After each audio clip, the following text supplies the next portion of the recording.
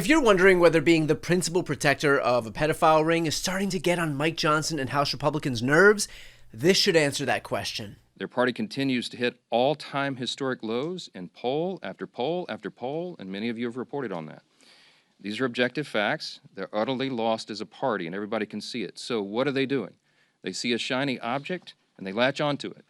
Democrats did not say one word about the Epstein files for the entire Biden presidency. They had all the files in the Biden DOJ. They didn't say a word about it. 4 years, not a word. And suddenly now, they somehow convince themselves that the Epstein files will be damaging to President Trump and Republicans in some way that they've imagined. And so they feign outrage. Let's be clear. Democrats don't care about transparency or accountability in this matter.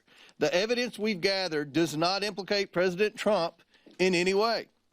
Public reporting, survivor testimony, and official documents show that Bill Clinton had far closer ties to Epstein. The evidence we gathered does not implicate President Trump in any way, which is why we've decided to unilaterally prevent the release of all of that evidence, why 1,000 FBI agents were assigned to redact Trump's names from the files, why the House has been out of session for 2 months now, and why Mike Johnson refuses to swear in Adelita Grijalva despite her election being certified 3 weeks ago. But other than all that, trust them when they say that Donald Trump is totally, definitely not implicated in any way. Or how about Mike Johnson claiming that the Democrats have convinced themselves that the Epstein files will be, quote, damaging to President Trump and Republicans in some way that they've imagined, and so they feign outrage.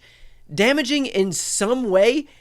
Dude is in the files. Pam Bondi told Trump that he was in the files. Elon Musk announced to the world that Donald Trump was in the files. The files are so damaging that Mike Johnson won't even call the House into session because he's too afraid to allow them to be released. Damaging in some way? Adelita Grijalva is begging to be sworn in. Here's her today trying to get the attention of the Speaker Pro Tem to be able to start doing her job. Pursuant to Clause 13 of Rule 1, the House stands adjourned until 2 p.m. on Friday, October 24, 2025.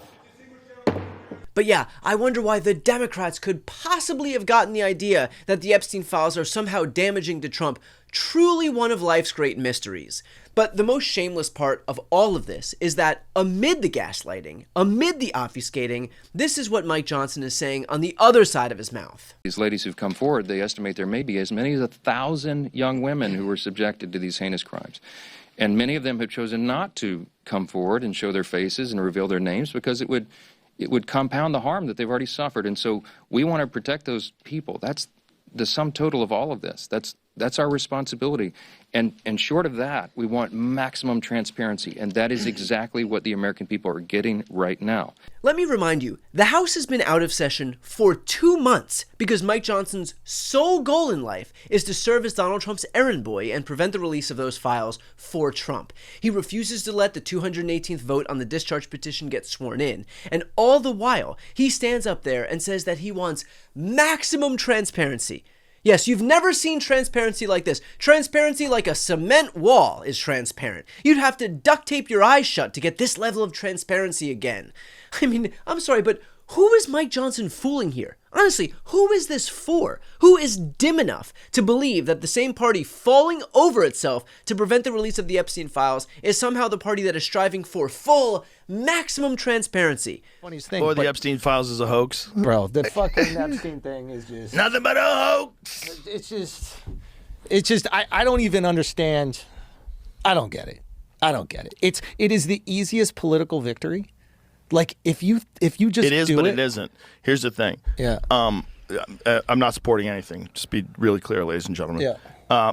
But if you have relationships with all these insanely wealthy people that are going to be Hurt by this? severely impacted by this, like this is the ultimate political football. Because I don't know what the numbers are. I don't know who the people are, but I've heard things. And if those things are true, you're dealing with some of the most powerful people in the world, some of the wealthiest people in the world. Look, if you're a Republican voter, don't you see how much contempt your elected officials have for you? Can't you see how stupid they think you are? If they want to cover for a pedophile ring, that's their prerogative. They can do whatever they choose to do, but at least have the balls to own your own position. At least don't gaslight the people who voted for you right to their faces. As it relates to Epstein, this has been Republicans' game plan from the very beginning. They all swept into office promising up and down that they're there to deliver real transparency to the American people on Epstein. They're not going to let those powerful elites who've done horrific things to children get away with it anymore. Cut to, the guy they all work for is literally in the files, and all of them are falling over themselves, not to expose those people, but to protect them. The polar opposite of what they promised on the campaign trail. And the worst part is that they're still acting like they did us some favor by being transparent when they themselves are the sole impediment to the release of those files.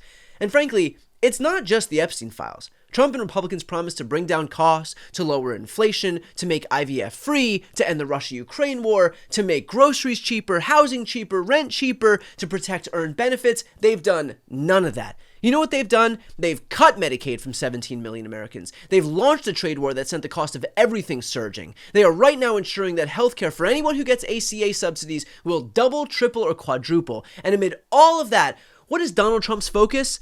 A $200 million ballroom.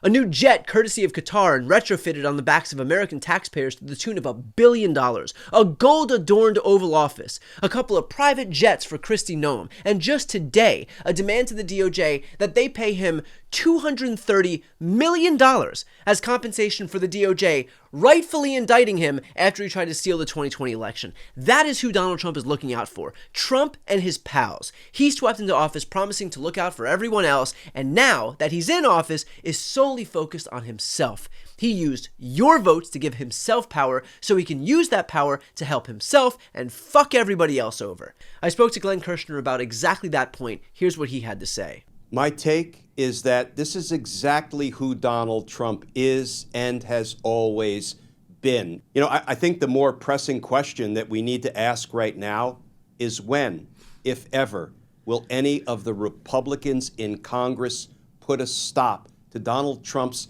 destruction of the institutions of government, destruction of American democracy. You know, not to jump to another story, Brian, but when we saw splashed all over the front page of newspapers, both nationally and internationally, Donald Trump destroying portions of the White House, not even putting up screening to block the view from the public. I worked for decades in downtown D.C., and I can tell you, when we have these kind of demolition and reconstruction projects on government buildings, you know what they do? Just as they did when they worked on the Federal Reserve building, they put screening up to block the... Donald Trump wants everybody to see his authority, his power, his abuse, and he's tearing down historic portions of the White House just because he can. That's the perfect metaphor for what he's doing to every damn institution of government. He is taking a sledgehammer to it. He is destroying it because that sends the signal that he's all powerful, at least in his estimation, and nobody better buck him, including perhaps most importantly, the Republicans in Congress, who literally have the power to cross the aisle and save the republic by impeaching and removing him. So I think the question that I am forever asking, and I will never stop asking because I will never give the Republicans in Congress a pass, because it looks to me like they're complicit in Donald Trump's attempted destruction of the institutions of the federal government.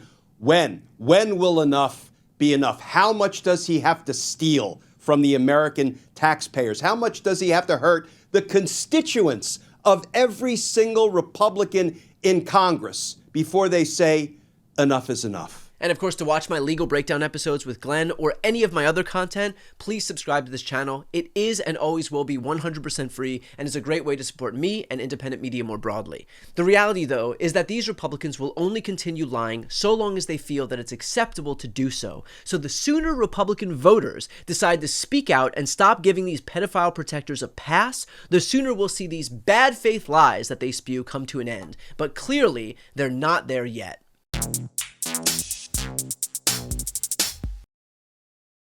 Before you go, if you enjoyed this content and you want to see more and support independent media, please subscribe to this channel. The subscribe button will be right here on the screen.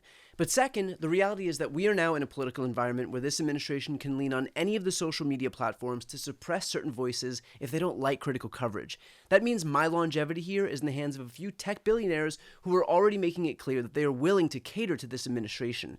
To that end, signing up for my newsletter is a way for me to reach you directly if that ever becomes necessary. I'll put the link right here on the screen as well, so please sign up. It's free, but there's also an option to do a paid subscription if you'd like to support me and my team.